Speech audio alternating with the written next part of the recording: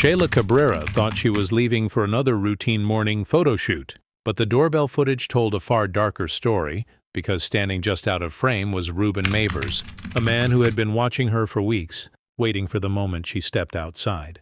What began as a quiet suburban morning in Westmore Hills would soon unravel into one of the most chilling investigations police had ever seen. A case solved not by witnesses, but by the unblinking eye of a doorbell camera.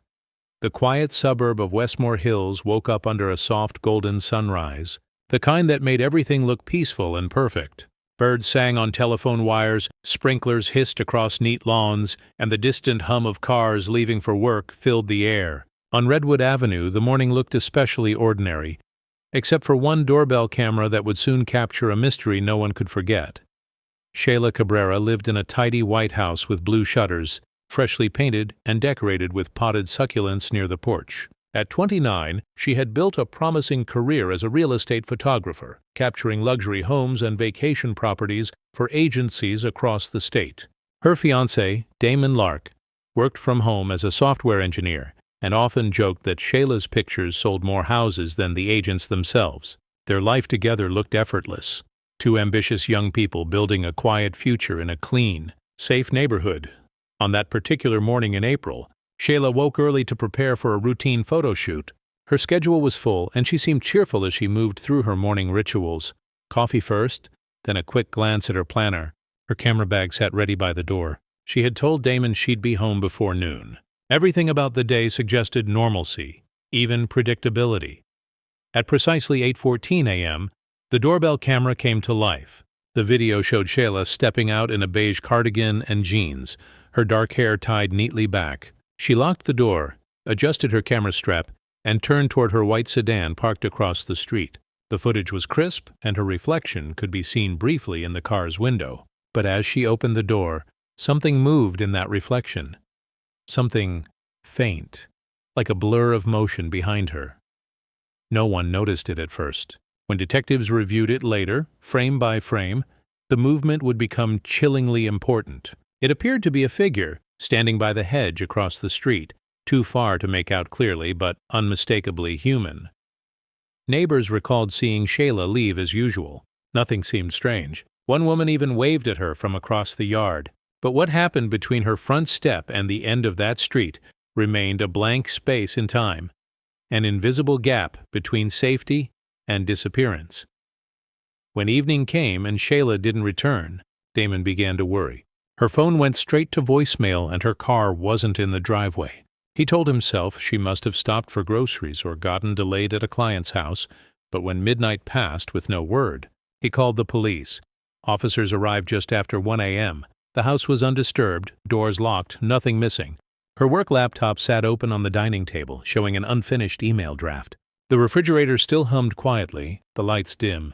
It was as if she had simply walked out and vanished into thin air. By morning, police began canvassing the neighborhood, asking residents to share any security footage they might have. The doorbell camera provided the most crucial clue, the last confirmed sighting of Shayla Cabrera alive. When Detective Lauren Hayes slowed the footage down, he noticed the shadow in the reflection again.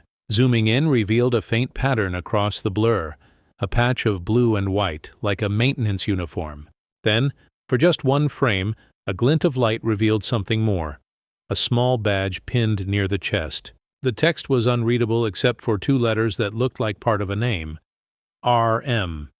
That small detail became the start of everything. To the neighbors, it was a shocking revelation. There had been no scheduled maintenance work in the area that day. The Homeowners Association confirmed it. No plumbers, no electricians, no landscapers. Whoever that figure was, they didn't belong there. The footage was eerie in its stillness, the way the figure seemed to linger, half hidden behind the hedge, waiting. At one point, as Shayla reversed her car, her headlights briefly illuminated the space, and for a fraction of a second, a pale face caught the light before vanishing into the trees. By the next morning, Westmore Hills no longer felt safe. The perfect suburban calm had cracked, replaced by something no one could name. Fear of an unseen watcher, and the haunting mystery of a woman who stepped into daylight and was swallowed by silence. The search for Shayla Cabrera began before sunrise, When police officers combed through the quiet streets of Westmore Hills with flashlights and dogs, by then the news of her disappearance had spread through the neighborhood. Residents who had once waved at her every morning now gathered on sidewalks, whispering about what could have happened.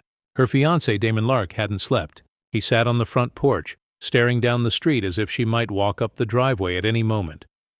By mid-morning, a patrol officer located Shayla's white sedan 2 blocks away, parked at the edge of Pinecrest Park. The car doors were unlocked, and the engine was cold. Inside, investigators found her purse tossed on the passenger seat, but her phone and camera bag were missing.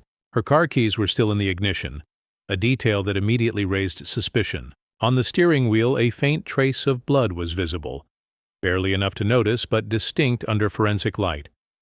Detectives sealed off the area and called in a crime scene team. Around the car, footprints were visible in the damp grass, leading toward a wooded trail. The prints were large and heavy, likely from a man's boots. The ground near the trail entrance was disturbed, as though someone had stood there for a long time, watching. The discovery changed everything. What had begun as a missing person case now looked like an abduction. Officers canvassed the nearby park, pond, and restrooms. Nothing was found. No struggle, no discarded belongings, no witness who had seen her arrive or leave. When detectives interviewed neighbors again, one detail began to emerge repeatedly. Several residents remembered seeing a white maintenance van parked down the street that morning. It had no visible company logo and was gone by noon. One man recalled the driver wearing a blue uniform and gloves. Another woman mentioned that the man had been standing near Shayla's property earlier in the week, pretending to check a water line. Detectives reached out to local utility and maintenance companies, but none had employees working in Westmore Hills that day. Every legitimate service account came back clear. Whoever that man was, he wasn't supposed to be there. As the investigation deepened, police obtained Shayla's work calendar. Her last appointment was listed at an address outside of town for a client named Russell Maves. The number listed under his name was disconnected. The property matched an abandoned farmhouse that Shayla had photographed 2 weeks earlier for a supposed real estate listing. The agency that hired her confirmed they had never heard of Maves. The request had come through an online submission with no verifiable details. Her best friend, Kira Alcott, told investigators that Shayla had been uneasy since that shoot. She mentioned feeling like someone was following her car afterward, and even joked that the farmhouse felt off. Detectives made a note of it, not realizing how significant those words would become. 2 nights after Shayla's disappearance, the case took a chilling turn. Damon received a notification from the home security app linked to their doorbell camera. The timestamp read 3:27 a.m. When police reviewed the footage, it showed a figure standing motionless on the front step.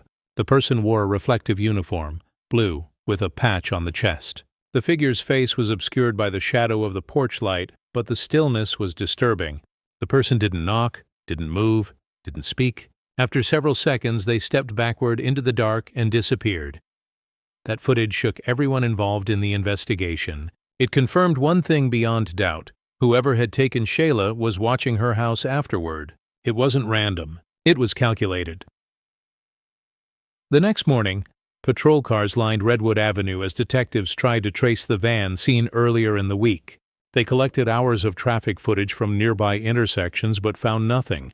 The vehicle seemed to vanish after leaving the neighborhood. By the end of that week, fear had settled heavily over Westmore Hills. Residents installed extra cameras, locked doors earlier, and avoided walking alone.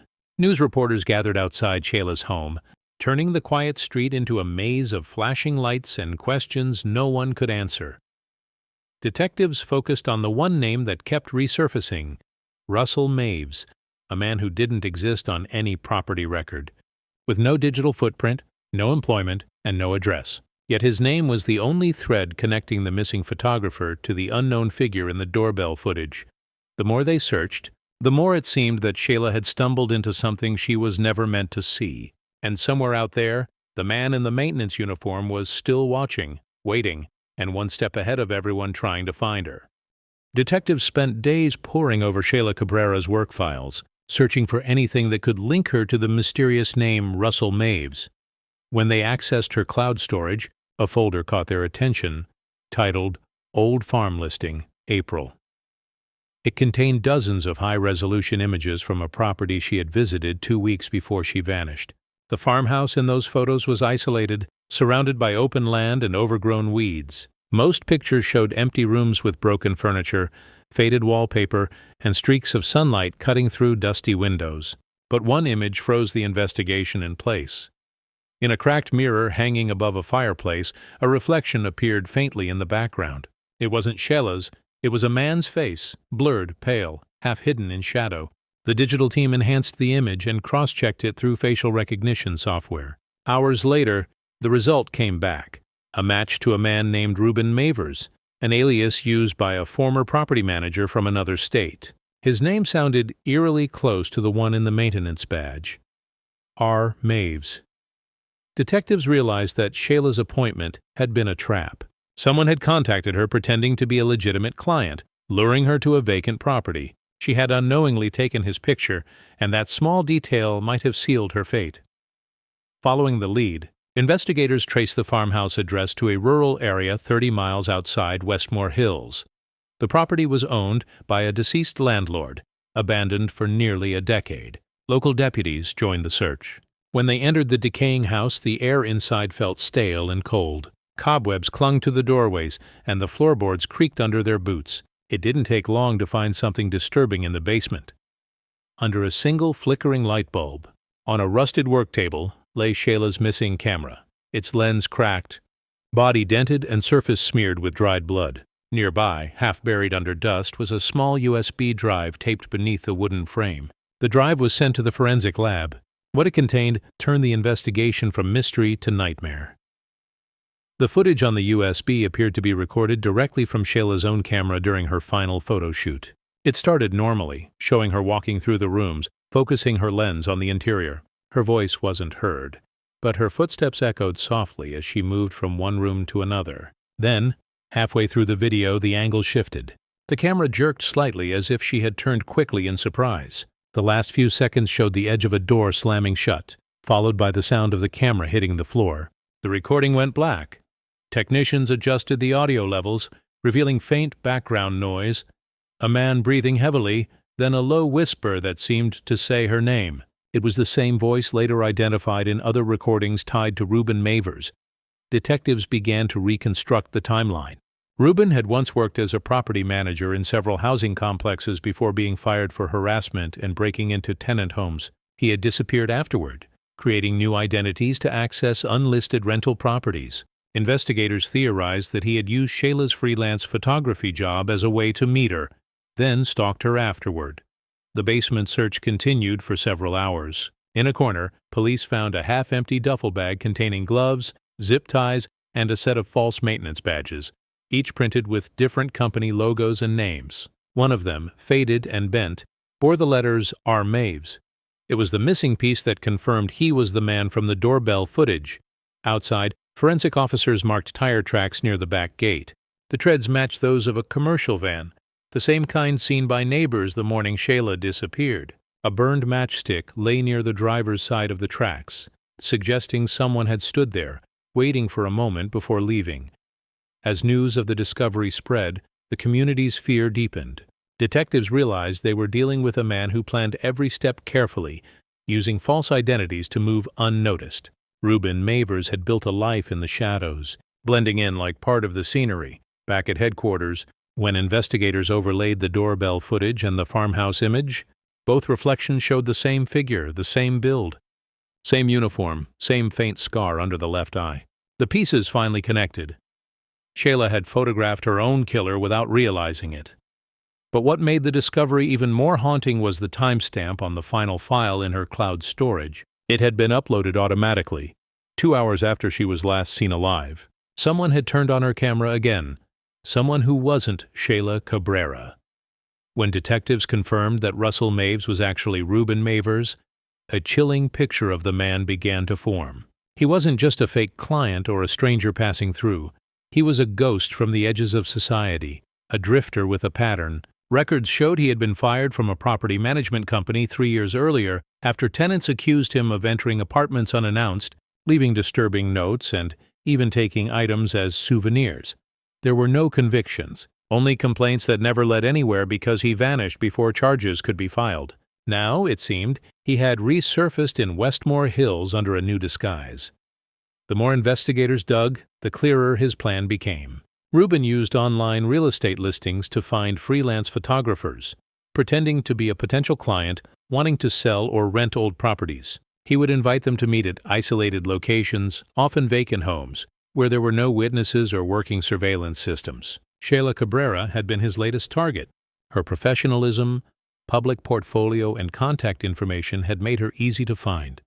For weeks, detectives worked tirelessly to track Rubin's movements. Traffic cameras captured glimpses of a white maintenance van traveling between rural routes outside the city, but never long enough to identify a license plate. When a witness in a nearby town reported a man matching Rubin's description buying gas and cigarettes, officers scoured every nearby property. Finally, on a dirt road surrounded by dead cornfields, they found a burned-out van hidden behind an abandoned barn. The metal was twisted and blackened, its windows shattered from the heat. The fire had been deliberate. Inside, forensic teams discovered fragments of a melted laptop, pieces of clothing, and a charred ID badge partially intact. The badge's lettering was warped, but still legible enough to read the initials RM. The case had just confirmed what detectives feared. Rubin had destroyed the vehicle to erase all traceable evidence and was still alive somewhere, hiding in plain sight. Days later, a local homeowner came forward with an unexpected clue. He had checked his doorbell camera footage after hearing about the case and found something strange from the day Sheila disappeared. At 8:17 a.m., just minutes after Sheila left her home, a man wearing a reflective blue uniform walked across the street carrying a large camera bag. His head was down, but his posture and clothing matched the figure in Sheila's original footage. The video was blurry and grainy, but when investigators enhanced the frames, they could see the shape of the same duffel strap and gloved hands. This discovery was the turning point. It meant that after Sheila vanished, Rubin had returned to her neighborhood carrying her belongings. The boldness of it was shocking. He hadn't simply taken her. He had come back to her house afterward, standing in front of the same camera that recorded him, confident that no one would notice.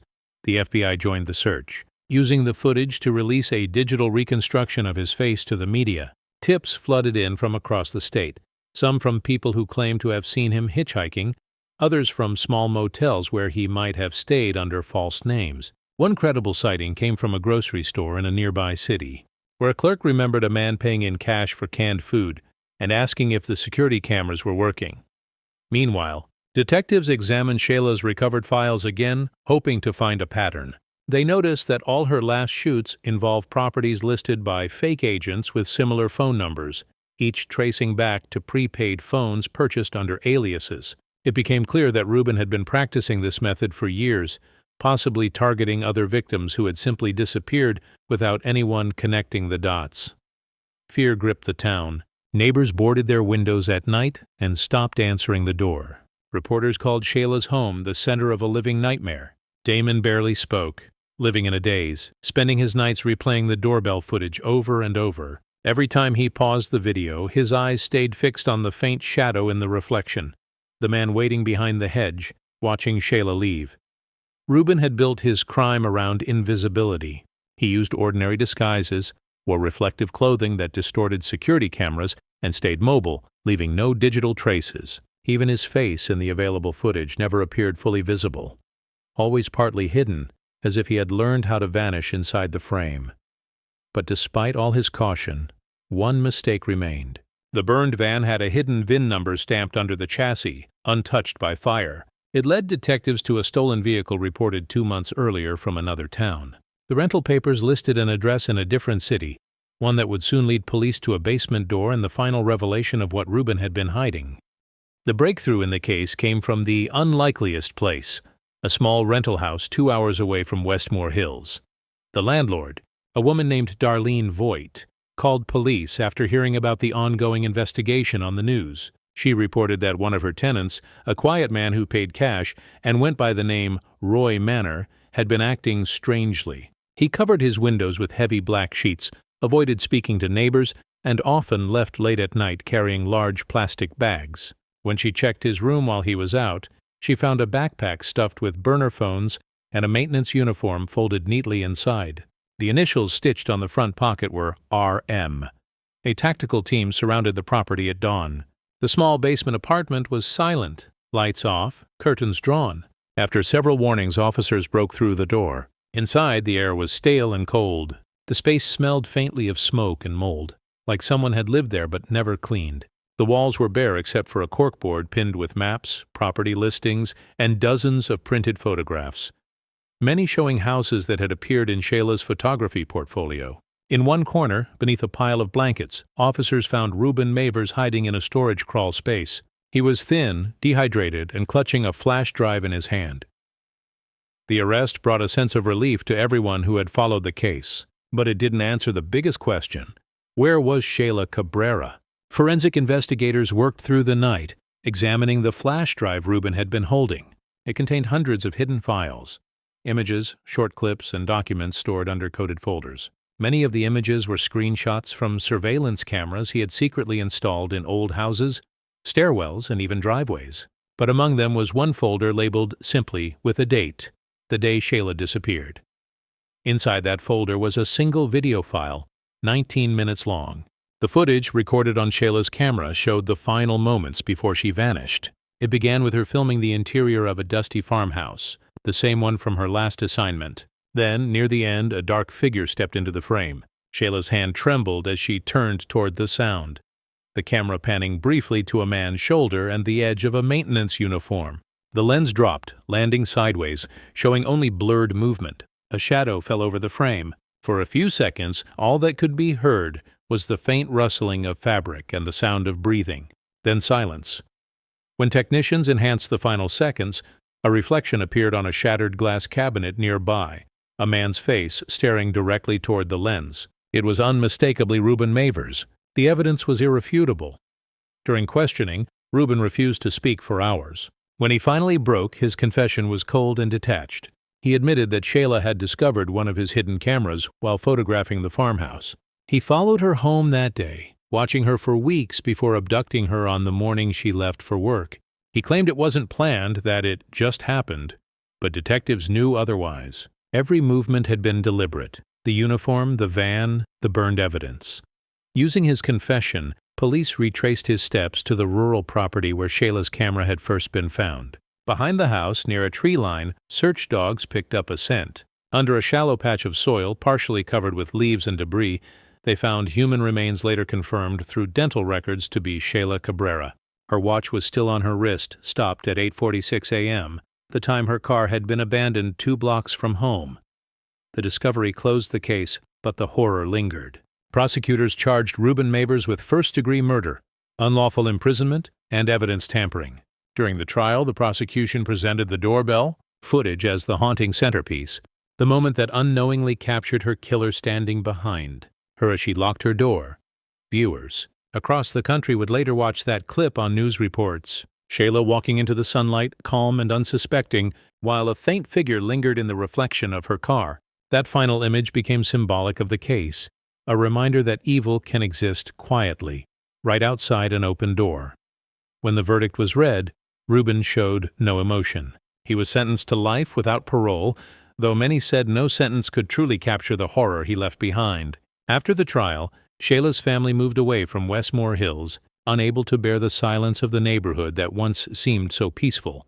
The doorbell camera, still mounted by the front door, remained as a silent witness to everything that had happened. Its footage, frozen in time, told a story that no one could erase. The last ordinary moment before darkness stepped into frame. The image of a woman smiling at the day ahead, unaware that her killer was already there, waiting just beyond the edge of her reflection.